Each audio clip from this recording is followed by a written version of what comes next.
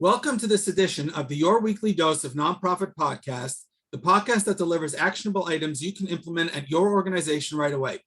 I'm your host, Ephraim Gopin of 1832 Communications. Today, I'm really happy to have with us a digital website and marketing smarty, Jason Unger. Jason, how you doing today? Hi, Ephraim. Thank you so much for having me. I appreciate it. My pleasure. Let's introduce Jason to our listeners, watchers, and readers. Jason Unger is the founder of Digital Inc., a creative and digital team providing website design, graphic design, and website development to forward-thinking businesses, mission-driven organizations, and marketing and technology agencies.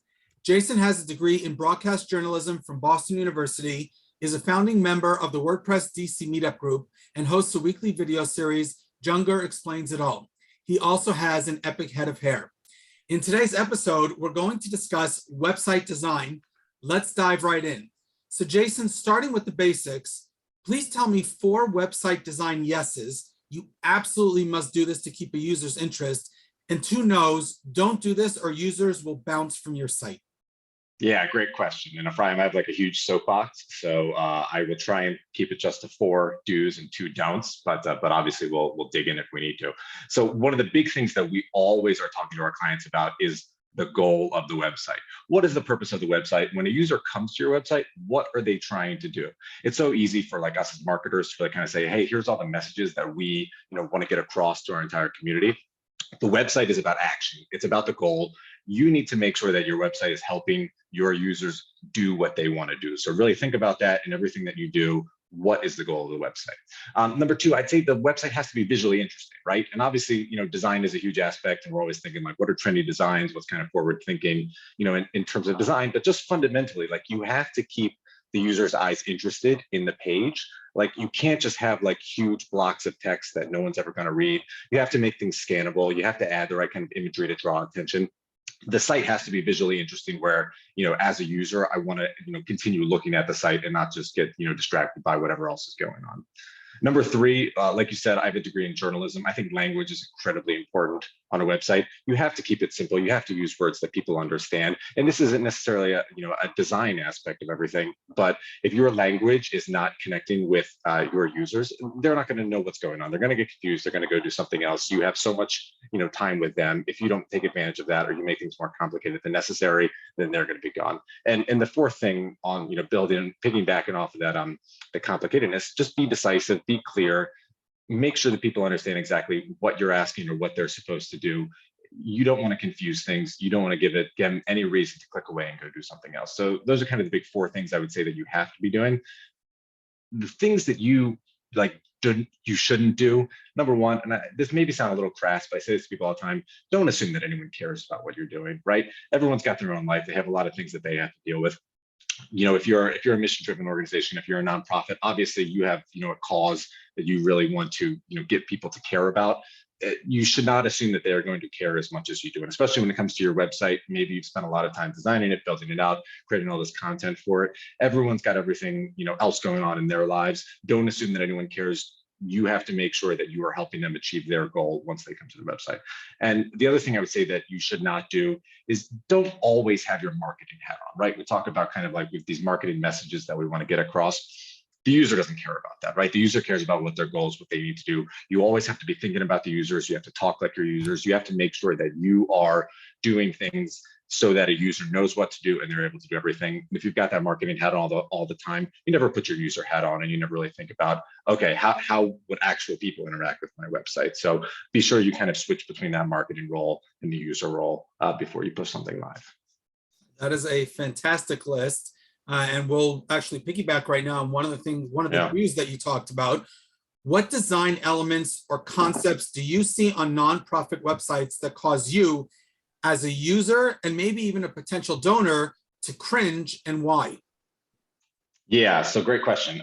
So I absolutely hate like cheesy stock photography and just generally like terrible photography, right? I mean, we're in a day and age where everybody's got an iPhone that can take, high quality photos. If you're in the nonprofit world, if you're in the mission-driven world, you've got to have great media assets that you can use to tell your story. There's no reason to have really bad stock photography, people shaking hands or whatever, low quality images that you took on a Polaroid in 1978 or whatever. Like, make sure that you actually have good photography and good imagery that you can use. Overstuffed messaging is also kind of one of those things that it just bothers the heck out of me when, like, it's not clear exactly, me as a user, what am I supposed to be doing? I've got kind of all these different competing messaging on the site. Don't do that. Make sure that you're very clear exactly with what your message is and what people are supposed to do. And then the third thing I would say probably is when it's clear that, like, the website is out of date, nobody's really taking responsibility for the content on the site or maybe a section on the site. It's obvious that it's not getting as much love as it should. So always make sure that you've got somebody who's really taking responsibility to make sure that the content is updated, that the site is updated, and everything is clear and concise and useful. And that third one is crucial for users. Today's actionable item, calls to action, CTAs, are crucial to the success of any website. Sign up, download, register, volunteer, donate, subscribe. Please share with us 3 to 4 tips for designing and creating calls to action that convert. Yeah, absolutely. And I know, Ephraim, this is one of your big things. Your CTAs have to be simple, right? It should not be complicated. It should be click this button, fill out 1 or 2 form fields. Don't overcomplicate it. We don't want to make the barrier to entry more difficult than necessary. Friction, I believe, is the word. We want to make sure that it's as easy as possible for people to do things. I would say also, again, don't muddy the waters. Have 1 call to action. Don't have 2 buttons. A lot of times we see on, like, a donate page, it's like, okay, we've got the donate form, but maybe we've got other ways to donate. All right, don't make those of equal weight on a page where somebody doesn't know exactly what do I do. If you want to provide more ways to donate, great. You've got your big donate call to action, and then maybe underneath of it you say, hey, here's some other ways to donate if you're interested in sending in a check or stock or whatever else it is. Make sure that it's clear to the user exactly what they should be doing.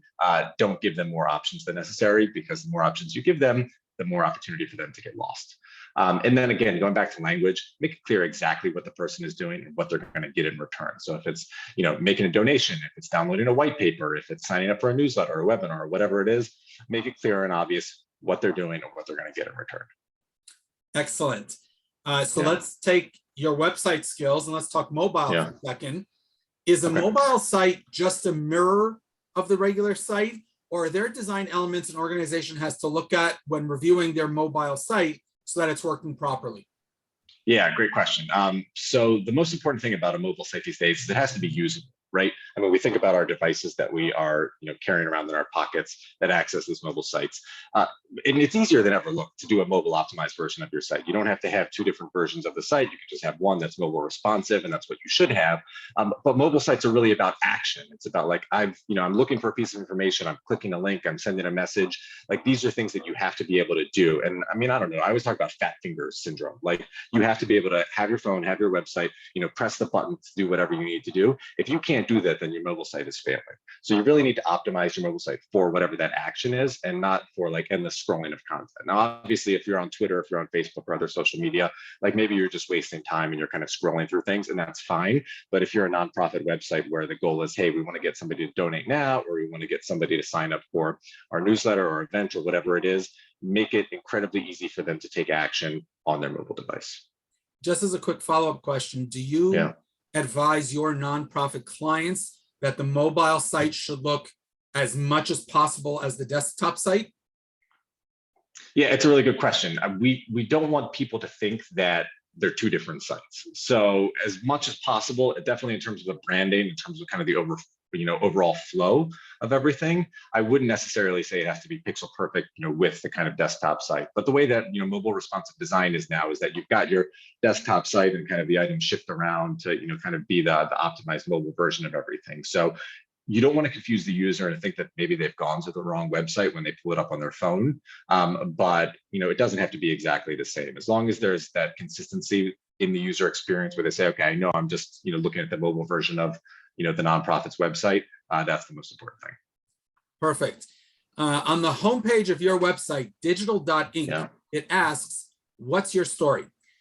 Storytelling is central to a nonprofit's fundraising and marketing efforts, and that, of course, includes their website. We can write great stories, but design is just as important in getting people to read and react. So what design components would you suggest adding or incorporating into an organization's storytelling on their website? Yeah, great question. And so storytelling really is all about kind of the narrative structure. And that's what we talk about when we build out, kind of visually interesting pages on our nonprofit partners website. There has to be a clear kind of beginning, middle, and end. And design has to take the user on that journey. But again, users don't have the attention span for kind of this endless exposition and kind of like the long build up to the climax. They're constantly distracted by 17 other things. So when you're thinking about kind of the storytelling on your website, start with a splash, move the story along, show them what you're talking about with images or statistics or video if you've got, and at no point should you assume that you have their attention locked in. You've got to keep them moving along. The right design can help that storytelling move along by keeping them engaged and making sure that they're not distracted by something else. Perfect. Lightning round time. Let's learn more about you. Yeah. What got you started on your business career path? Yeah, it's a really great question. My parents always joked that they were two government employees who had government jobs for many years, and all of a sudden their son became the business owner who started doing things. So I grew up at a great time in the mid '90s when website design and the ability to kind of publish a website by yourself became available to everybody. And so I always say, and you can read on our website, digital.inc, I started my website on GeoCities in my parents' basement. And really it was just an opportunity to like learn something new and have some fun and talk about things that I enjoyed. And the great thing about that time of my life and kind of in the development of the internet was that there wasn't a class, there wasn't there weren't too many books about kind of how to do all this stuff. You actually had to figure it out, right? You could build something or you could see how someone else did something and kind of emulate that. And that's what's so great about the internet. I mean, everybody jokes like if you don't know the answer to something, you just Google it. But like that's really what you do, right? I mean, especially in our world, in web design and development. Stack Overflow is a great website that has a lot of stuff. W3 Schools is one of the kind of the classic things that says, hey, here's how HTML and CSS work. Like if there's ever any question about how to do something, you can find the answer to it. It really just takes, you saying, okay, here's what my problem is. Here's how I think I can approach this. Let me go see if there are answers out there and see what I can do. So, so starting off with building websites in the mid '90s on GeoCities. I got a broadcast journalism degree at Boston University and worked in the magazine world for a little bit, but then really kind of took over everything digital and here we are today. Digital Inc. Has been around for 9 years at this point. So yeah, we're having a good time getting to do what we love. Excellent. You and your company Digital Inc. work with many nonprofits. If you could shake up one thing in the nonprofit world, what would it be? Yeah, that's a really good question. And a lot of it ties together with what we've talked about before with muddy in the waters, but there's so many stakeholders involved in every, nonprofit, project. And, we work with businesses too and work with government, and government kind of has the same, issues that nonprofits do, but like everybody thinks that their thing is the most important thing. And one of the things that I find marketing managers and CMOs having to deal with the most is trying to say, this is the most important thing that we're focusing on our website, on our campaigns, on our social media. And it's tough to say, you know what, I know that your department is working on something very important. Right now, we have to focus on this. So there's always a lot of opinions. And when there's a lot of opinions, it really makes something where nobody's really happy with the results in the end. So if I had my druthers, and obviously we're for-profit business, so we get to make decisions without too much kind of input from other people if necessary. But I always try and tell our marketing partners at nonprofits and mission-driven organizations, you have to make tough decisions, right? And sometimes someone's going to get mad at you because you're saying, hey, their thing's not as important as they think it is. But especially on a website, we're talking about a goal-driven website. Users are coming to it for one specific reason. You have to make sure it's clear. You can't have too many messages on there. You have to say, this is what we're focused on. And not that your thing's not important, but we want to make sure that this is the story that we're telling. These are the goals that we're hoping to enable.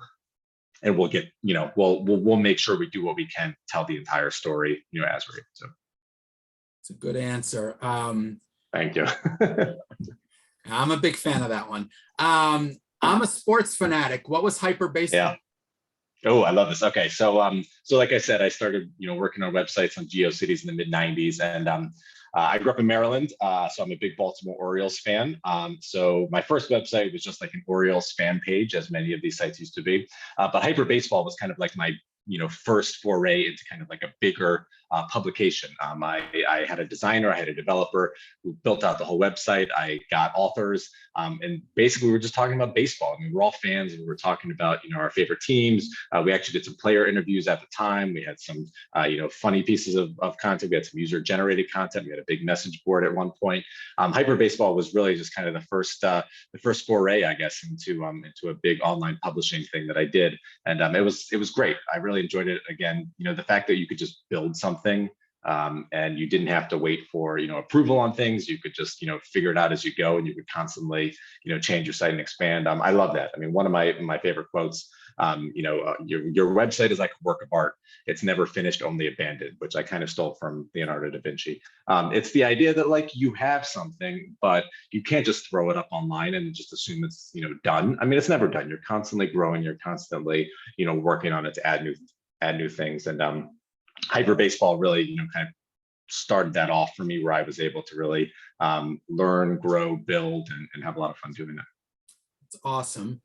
Let's follow up on a little bit about baseball and sports. Yeah. One hobby or activity you enjoy, most people don't know you've taken up. Interesting. That's a good question. So yeah, I guess that's a good segue. So I coach my son's little league team, which is great. He's in 5th grade right now. So I've got a bunch of 5th grade boys who are learning the ropes of baseball, but also of being good teammates and playing sports, and understanding that some people care less, some people are more naturally inclined, some people are less. Like there's a lot of the kind of teamwork aspect that I really love. It's funny because now my daughter's playing softball, and I just recently went to one of her practices, and it took like all of my strength to not start coaching her on the field. I'm just like sitting there watching. But yeah, I enjoy that, being able to have that sport that I love, and have my kids love it as well, and to be able to just get out there and have a good time is something I really enjoy. Cool. Take Hyper Baseball out of this. You've been building websites for the last 26 years. What's the coolest non-work related site that you've built? Yeah, so I had a project that I was working on for many years, and it's still live today. You can go find it. I actually wrote an ebook called Automatic Finances. And really what that was is about the intersection of money and technology. So a lot of it has to do with when banks started to go online, and you could start to manage your money online as opposed to going into the branch. I found that world very fascinating, and the technology of doing things like aggregating all of your accounts. So if you've got your checking account, your savings accounts, your 401k accounts, whatever else you have, having one place where you can see like, hey, here's my entire financial picture. The fintech, which is really kind of what they call everything right now. I find that fascinating. I haven't really gotten into kind of the crypto and the kind of other newer parts of finances right now, but really kind of the online savings, the money management, the kind of financial tools that have been created over the past 15 years. I find it endlessly fascinating. I ran a blog. You can see it at automaticfinance.com. It's still up there. There's a lot of good content. The ebook's a little bit outdated, but obviously there's a lot of good information in there. And it's something that I've always just been fascinated by. And it's cool to see how that industry is being changed so much by technology. Nice. I'm going to go check it out when we're done. Finally, let's turn the table. You get to ask me a question. I have no idea what's coming. Go ahead. Okay, cool. So I was thinking about this because I felt like I had to have a good question for you, Ephraim. And I mean, obviously you're, doing a lot of things. You work with a lot of nonprofits, you write a lot of ebooks and create a lot of other content. And obviously 1832 is very impactful. Tell me, what brings you joy? And I don't mean from like the Marie Kondo perspective. I mean, like in all the things that you do, working with clients, putting together content, presenting, like what makes you happy? Like when something happens where you're like, okay, here we go. This is why I do that. What brings you joy? I think, and this is going to sound very cliche, it's seeing that the clients succeed. Is that I told them, here's the strategy, here's what to do. We had a back and forth. It's been agreed on. And then they go out and they can implement it successfully. And then I can sit back and just watch them fly. And that makes me happy. I very much appreciate and enjoy being in the background, not in the foreground, and being the behind the scenes person who moves pieces and can, get things in order where they belong, And then, I'm still around. I'm here to help whenever you need it. But I love to see when clients can fly on their own and they're being successful and taking what we worked on, and then they're building. And that for me, that brings me a lot of joy. Yes, it's great because then it's a positive testimonial and a recommendation for my business. But from a personal perspective, I enjoy seeing them fly. Let's put it that way. That's awesome. I love that. That's what I like. Jason, thank you very much. What's that? It's 10 o'clock in the morning, so it's not that early. Thank you very much for appearing on the podcast.